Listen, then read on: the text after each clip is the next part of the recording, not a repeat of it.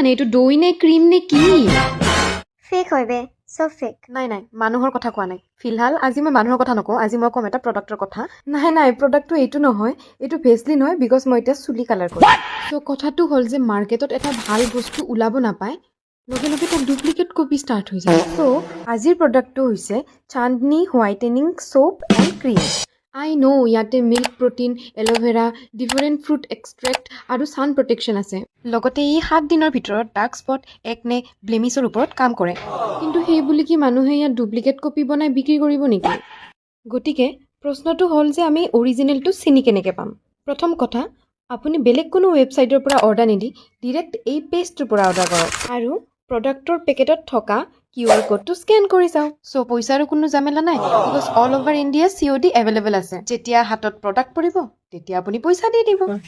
লগতে কিবা প্ৰশ্ন থাকিলে আপুনি মোকো সুধিব পাৰে থেংক মি লেটাৰ বাই